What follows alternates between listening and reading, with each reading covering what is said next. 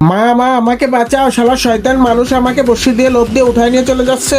আরে বেটা তুই ভয় পাস না, আমি এই তো চলে আসছি, তোর পিছন ধরে আমি টান দিচ্ছি। আরে মা তুমি এটা কি করে দিলে, আমাকে ছিঁড়ে নিয়ে চলে গেলে। আরে বেটা যা হয়েছে ভালোই হয়েছে, তোকে মানুষ খাবে কেন, আমিই খেয়ে নি, বাকি যতটুকু আছিস তুই সবটুকু আমি খেয়ে নি, তাতে সমস্যা কিসের। গুরু আমার তো পটি লাগছে, আমি পানিতেই পটি করে দিলাম। আরে তোর এত বড় সাহস, তুই পানিতে পটি করে দিছিস, দাঁড়া আজকে তোকে মেরেই ফেলবো। তাড়াতাড়ি এই বড় কচ্ছপটা আমি কুমিরের গাড় পরে ফেলাই দিই। এই তো কুমিরটা মরে গেছে, কুমিরের গোষ্ঠটা আমি এখন তোকে খাওয়াই দিব, আর তুই অনেক শক্তিশালী হয়ে যাবি। আরে বাপরে এদিকে তো কচ্ছপটা একটা সোনার ডিম পেড়ে দিয়ে গেছে, দেখ ভালোই হয়েছে, তুই এই কুমিরের গোশগুলা খায় অনেক শক্তিশালী হয়ে যা। আর আমি এদিকে সোনার ডিমটা টুকরো টুকরো করে এখানকার যত জায়গা জমি আছে ঘর বাড়ি আছে সবগুলো কিনে নি। এই তো এবার আমাদের একটা ভালো থাকার জায়গা হয়েছে, জায়গাটা এবার আমাদের ভালো করে মেরামত করতে হবে। এই তো আমি দুজন লোককে কাজে লাগাই দিছি, এরা দুজন তো ধান লাগায় অনেক টাকাও ইনকাম করে ফেলছে। আমি ভালো করে জায়গাটা এবার ঘিরে দিচ্ছি যাতে আমাদের কোনো শত্রুরা আক্রমণ না করতে পারে। এই তো আমি এবার এখানে সুন্দর একটা ওয়াশরুম বানাই দিই, পাশে অনেকগুলা সোনার পাহাড় দেওয়া যাচ্ছে, সোনার পাহাড়টা আমার আয়ত্ত করে নি। যাক ভালোই হয়েছে, সোনা বিক্রি করে আমি অনেক টাকা কামাতে পারবো। আরে গুরু আমি তো 3টা ভেড়া চুরি করে নিয়ে আসছি, শয়তান আমাকে আক্রমণ করছে, দাঁড়া আমি দেখতেছি 2টা মিসাইল বানাই দিচ্ছি, ওদেরকে মেরে ফেলবে। গুরু তোমাকে অনেক অনেক ধন্যবাদ আমাকে হেল্প করার জন্য। আরে এগুলো তো কিছুই না, দাঁড়া দেখতে থাক আমি আরো কত কিছু করি। এই দেখ আমি ভেড়াদের জন্য কি সুন্দর একটা ফার্ম বানাই দিছি, সবকিছু এখানে ঠিকঠাক হয়ে গেছে, জায়গাটা এবার দেখ কত সুন্দর হয়ে গেছে। বন্ধুরা এই সুন্দর ছবিটির জন্য সবাই একটা লাইক সাবস্ক্রাইব করে যাও।